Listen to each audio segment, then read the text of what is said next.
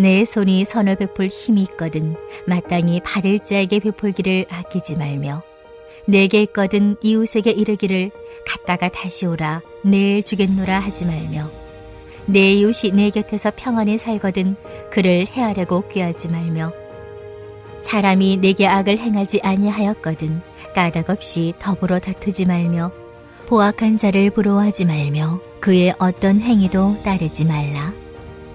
대저 패역한 자는 여호와께서 미워하시나 정직한 자에게는 그의 교통하심이 있으며 악인의 집에는 여호와의 저주가 있거니와 의인의 집에는 복이 있느니라.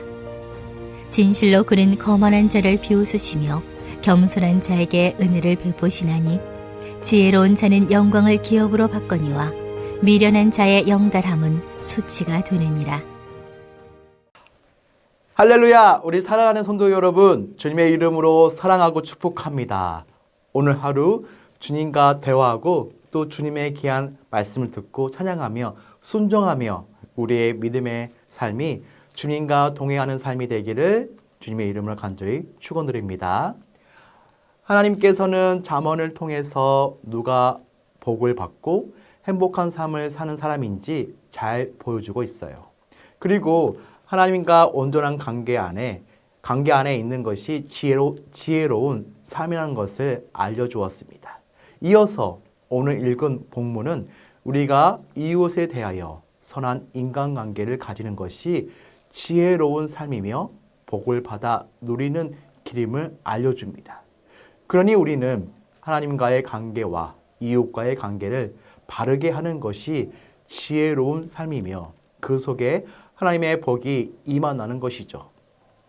우리가 복을 받고 누리는 진짜 행복한 삶을 살고자 한다면 무엇보다 먼저 하나님과의 관계부터 온전해야 합니다.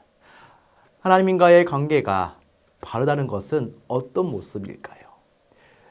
하나님의 법과 명령인 성경 말씀을 귀히 여기며 그 말씀을 마음에 새겨 따르는 것이죠.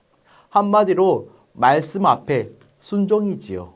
그 다음에 하나님의 존재와 그분의 절대 주권을 인정하는 것입니다.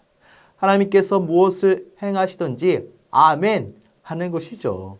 그 다음 중요한 것은 이웃과 관계를 바르게 하는 것이에요. 특별히 오늘 읽은 본문에서는 그 모습을 몇 가지 구체적으로 알려줍니다. 27절에서 30절 말씀입니다. 내 손이 선을 베풀 힘이 있거든 마땅히 받을 자에게 베푸기를 아끼지 말며 내게 있거든 이웃에게 이르기를 갔다가 다시 오라 내일 주겠노라 하지 말며 내 이웃이 내 곁에서 평안히 살거든 그를 해하려고 꾀하지 말며 사람이 내게 악을 행하지 아니하였거든 까닭없이 더불어 다투지 말며. 아멘. 이 모습들을 가만히 살펴보면 이웃을 내 몸과 같이 사랑하라는 계명이 구체화된 것들입니다.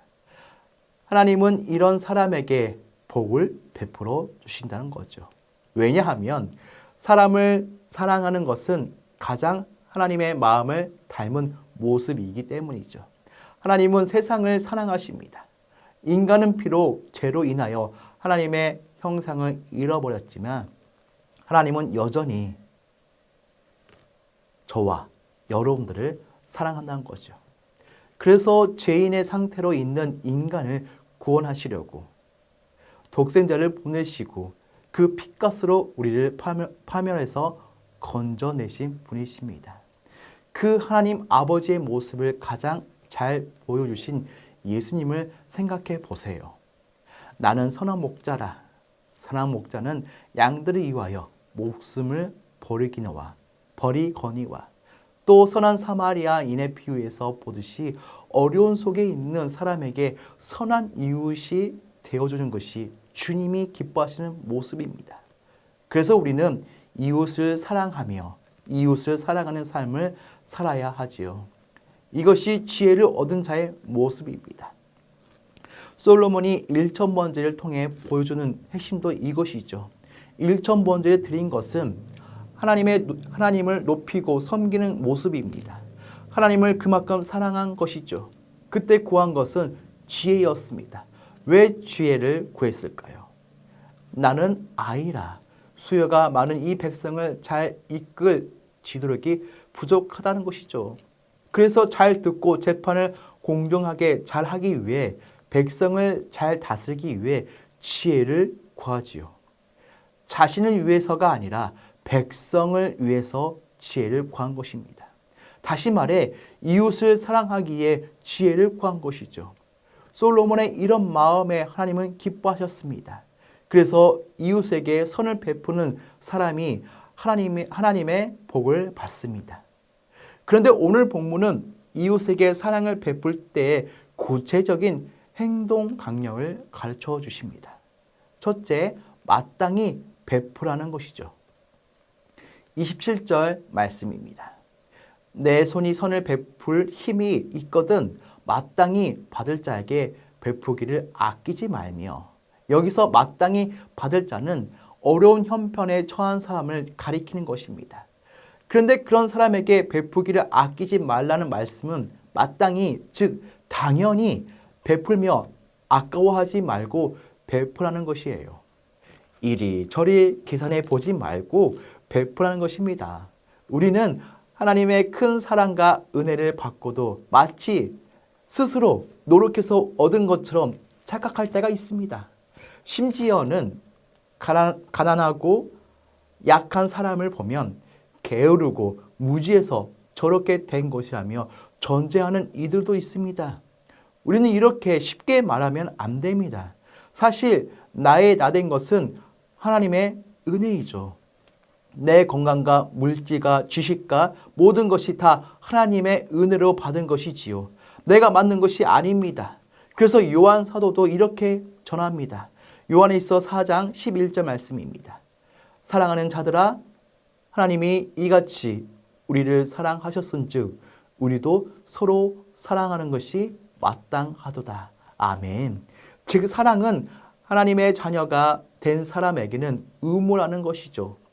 해도 되고 안 해도 되는 것이 아닙니다. 그래서 우리는 사랑의 빛을 진 사람이라는 말을 사용하는 것이죠. 그 다음으로 이웃의 형통을 보고 함께 기뻐하는 넉넉한 마음을 가지라고 권면합니다. 한마디로 시기심을 갖지 말라는 것이죠. 시기심은 절대로 이웃을 사랑하지 못하게 만듭니다. 그래서 시기심은 악한 생각이나 행동을 하게 만들어서 우리가 이웃에게 죄를 지게 만듭니다. 그러면 그 사람은 하나님의 복을 받지 못하는 사람이 되는 거죠. 동생 아벨을 죽인 가인의 경우가 대표적이지요. 그래서 오늘 잠언은 이웃과의 관계에서 시기심을 갖지 않도록 넉넉한 마음을 가질 것을 말씀하십니다. 그러면 내가 받은 그 주님의 사랑과 은혜가 얼마나 큰지 늘 기억하고 볼 수 있는 영적 안목이 필요합니다. 그래서 우리는 늘 하나님의 말씀을 먹어야 한다는 거죠. 말씀 안에서 우리가 깨닫기 때문입니다. 더 나아가 시기심이 더 커지면 단순히 잘 살고 잘된 사람만 부러워하는 게 아니라 방법이 약하고 잘못된 것으로 잘된 사람마저 부러워할 수 있습니다. 31절에서 33절 말씀입니다. 포악한 자를 부러워하지 말며 그의 어떤 행위도 따르지 말라. 대저 패역한 자는 여호와께서 미워하시나 전직한 자에게는 그의 교통심이 있으며 악인의 집에는 여호와의 저주가 있거니와 의인의 집에는 복이 있느니라. 아멘. 온갖 부정, 부패, 불의한 방법으로 부자가 되거나 잘 되는 사람이 우리 주변에 있을 수 있습니다. 그런 사람 때문에 전직하게 살면 하나님의 뜻대로 살다가 시험에 들고 하나님을 원망하게 될 수도 있어요. 그러나 우리는 하나님 안에서 참 만족을 찾아야 합니다. 지금 당장은 그런 사람이 잘 된 것 같이 보일 수 있습니다. 그러나 결국 나중에 하나님이 그들의 행위대로 갚으실 것이기 때문입니다. 34절에서 35절 말씀입니다. 진실로 그는 거만한 자를 비웃으시며 겸손한 자에게 은혜를 베푸시나니 지혜로운 자는 영광을 기업으로 받거니와 미련한 자의 영달함은 수치가 되느니라. 아멘. 하나님의 말씀을 듣고 깨닫는 자가 지혜로운 사람입니다. 그 사람이 영광을 기업으로 받는다는 거죠. 하나님 앞에서, 사람 앞에서 의롭다, 옳다, 인정받는 삶을 살아 진정한 복을 받고 누리며 행복한 신앙생활을 하는 우리 모두가 되기를 바랍니다. 사랑하는 성도 여러분, 우리는 우리 이웃에게 신뢰감을 주는 그리스도인들이 되어야 합니다. 좀 더 넓게 생각하면 우리는 모두 인간관계에서 신뢰감을 주는 신뢰할 만한 사람들이 되어야 한다는 거죠. 그러기 위해서 우리는 하나님의 말씀대로 살아가는 참된 그리스도인이 되어야 합니다. 그저 말로만 교회에 다니다고 말하면서 우리는 까닭없이 우리 주위 사람들을 오해하여 그들에게 피해를 주며 모함하며 모해하는 그러한 사람이 되어서는 아니 됩니다. 특히 우리가 그리스도인임을 알고 우리를 신뢰하는 우리 친척, 식구들이나 친구들이나 직장 동료들에게 그 신뢰감을 깨는 어리석은 말과 행동을 하지 말아야 합니다. 우리는 조심하고 또 조심해야 합니다. 특히 우리는 예수님의 그 계명인 이웃을 우리 몸같이 사랑하는 그 과정에서 사단의 끊임없는 미혹이 있다는 사실을 인식하고 이것이 영적 전쟁임을 잊지 말아야 합니다. 그리고 이 영적 전쟁에서 승리하기 위해서 우리는 하나님을 전적으로 신뢰해야 합니다. 그리고 우리는 하나님을 신뢰함으로 우리 가까운 이웃을 신뢰하는데 헌신해야 합니다. 설상 그 이웃이 나중에 우리를 오해하고 우리 뒤에서 다른 사람들과 수군수군하며 우리를 모해하고 모함할지라도 우리는 하나님을 신뢰함으로 우리의 가까이 이웃을 신뢰하는데 헌신을 해야 합니다. 하나님께서 우리의 인간관계를 주관하시고 인도해 주실 것입니다. 예수님을 믿는 성도로서 우리 이웃에게 신뢰감을 주는 저와 여러분 되기를 예수님의 이름으로 간절히 축원드립니다. 우리 다 같이 기도하는 시간을 가지겠는데요. 매일 제 안에 깨끗하고 전직한 마음을 새롭게 하셔서 하나님과의 친밀한 교통이 끊이지 않게 하소서. 저와 공동체가 움켜쥐고 있던 손을 펴서 겸손하게 주님의 은혜를 나누며 지혜롭게 이웃을 섬기게 하옵소서. 두 번째로 하나님의 방법인 기도로 세워가는 성전건축 되게 하옵시며 교회가 한마음 되어 성전건축을 감당하게 하옵소서. 우리 두 가지 기도 제목 가지고 기도하는 시간을 가지겠습니다.